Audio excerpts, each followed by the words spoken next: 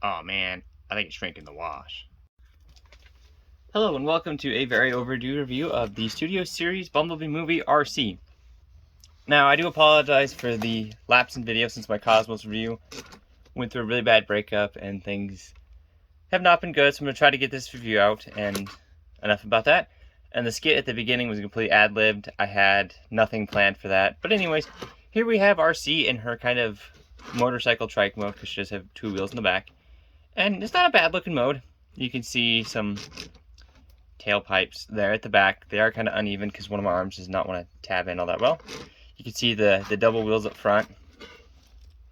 Only the outside spins, or the inside spins, sorry about that, which is a little awkward. It does make it kind of weird.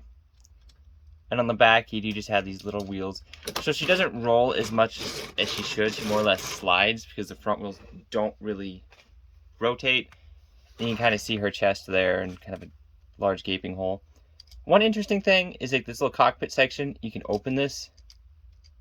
I don't know why. There's not even really a seat. I mean, I guess there's kind of a seat molded in there, but that's pretty much it. And she's just done in the white, pink, and some grays here and there. A very basic alt mode, I will say, but RC's never been really that, complex of an alt mode. She's either been a car or a motorcycle. So this is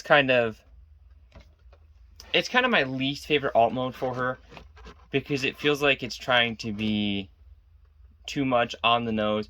And what I mean by that is if you look at some of the Cybertronian designs from the new movie, they're almost always very, very similar, if not just slightly tweaked of their Earth mode, which if you go back to G1, Bumblebee turned into a flying saucer and Jazz turned into, I don't think it was Wheeljack. Sorry, but that Wheeljack turned into kind of like a space minivan kind of.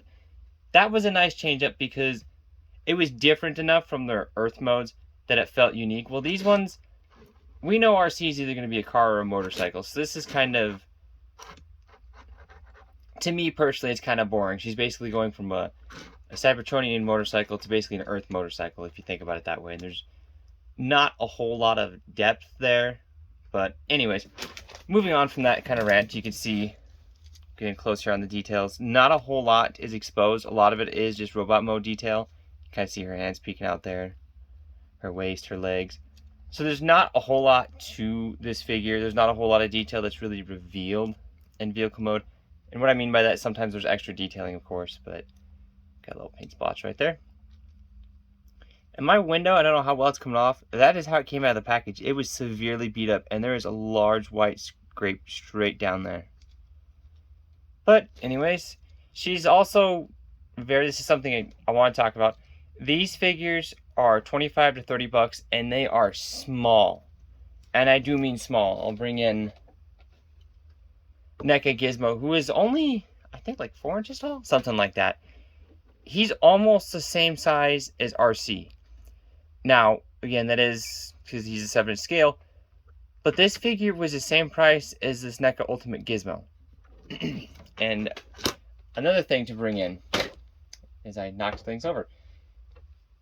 The Jazzwares Master Chief. I paid 20 bucks for him. He's $10 cheaper than this RC. And you can kind of see just the sheer amount of plastic difference between the two. Now, I know it is different companies.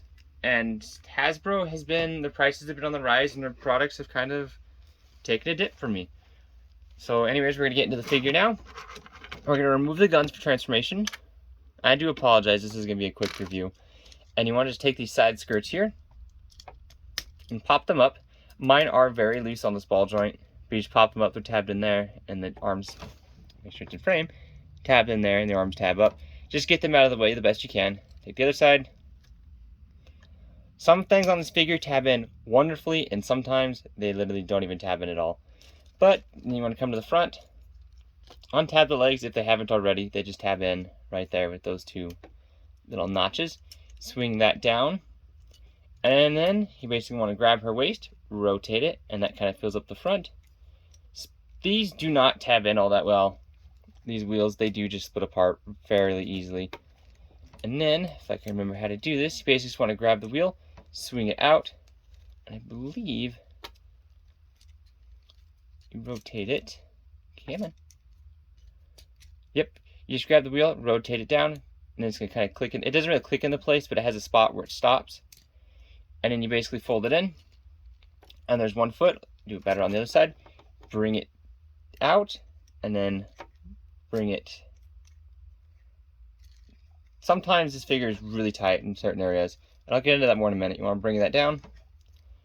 You basically want to rotate it. It does kind of slide out a little bit on that little bar. You can kind of see, but it is incredibly tight on mine, and I don't really want to force it. And then you just slide it down. Make sure it's in frame. Slide it down, and then fold it back up. And that kind of fills out her feet. Now her upper torso, you just basically want to grab the windscreen, bring it up, and then this armature here holds her head. You want to bring that up, and then you basically just want to grab all of this. Let me do that in frame. Sorry about this review. You want to bring it up and then bring it forward, and then that'll allow you to slide this piece down. And then you want to rotate it down. It is on a double hinge there. Just want to rotate it down like that.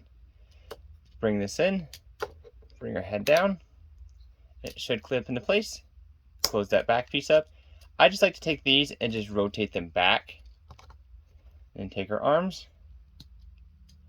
And there you have Arcee. And she's probably not standing very straight because there is another issue with this figure. She has this kind of heel design. But if you notice where the tip of the toe is and where the back of the foot is, it's not exactly even. And then if you notice, she is molded to have kind of these legs spread out wide. So if you want her feet to be flat, you kind of have to spread her legs a little bit. And it kind of gives her an awkward stance. So there's just awkward things about this figure. But anyways, we'll look at the head sculpt here. Kind of rotate up a little bit so you get better. Come on. My autofocus is just not like white for some reason anymore.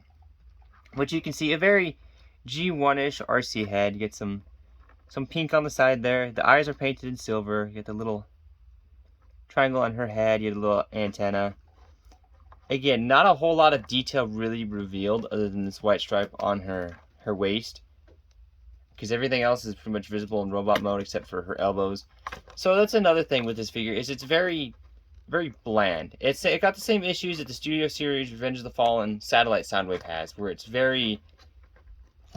There's no real depth to it. You already see everything when he's in satellite mode. When he's in robot mode, you basically see the same things. There's no difference. And she does not stand very well. At least mine doesn't. I've tried kind of rocking the heels back. If I kind of splay her legs out a little bit, she stands better. But articulation-wise, head is on a ball joint, so look down that far. Upwards that far, not really a whole lot of tilt. You get a little bit. Head will do a full 360. Shoulders will go out that far. Can go do a full 360, but again the backpack will get in the way. Double jointed elbows, which is really weird because it doesn't play into the transformation at all. And her wrist can move in and out for transformation. Waist does swivel, does do a full 360 as we saw for transformation. Legs will kick forward, but not really upwards. It's more on an old school joint. So it'll kick forward, but due to the shape of her waist, it'll kick out to the side. Hips can go 90 degrees out. Back can only go 90 degrees.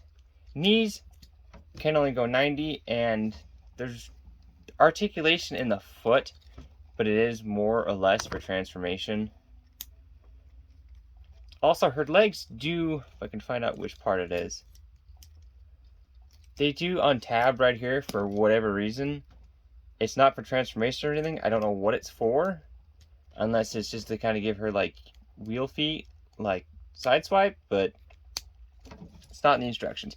But we can give her guns, which are she's probably going to fall over.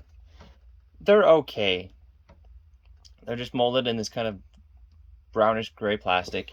And she does hold them nicely, as you saw in vehicle mode. So she does hold them pretty well. And all in all, she's a good figure. And again, for size comparison, we'll bring in, because they're the only figures closest to me, NECA Ultimate's Gizmo. So you can see just the sheer difference between them. And this figure is heavy. He weighs a good pound or two of plastic. and just a dwarfer, Jazzwares Master Chief. Now, this video was going to have an exit skip and everything, but it's been a long day and I have a lot of projects to get done. Anyways, this figure, if they were still, 18, 15 bucks like they were a few years back, I would say she's a decent figure, but for the 30 that I paid for her, she's honestly my least favorite Transformer that I've gotten recently, just for the fact of they're getting so small and there's not a whole lot to them. I mean, she looks nice and she feels nice in certain areas. These, I don't know how well you can see it, they're actually starting to stress, and I've only transformed the figure once. I got her out of the box, transformed her for this review, and it's already starting to stress mark. So there's that, and they're very loose. And certain parts for her head ball joint is very, very loose. It takes no effort to move it, which isn't a bad thing, but it's a little on the loose side for me.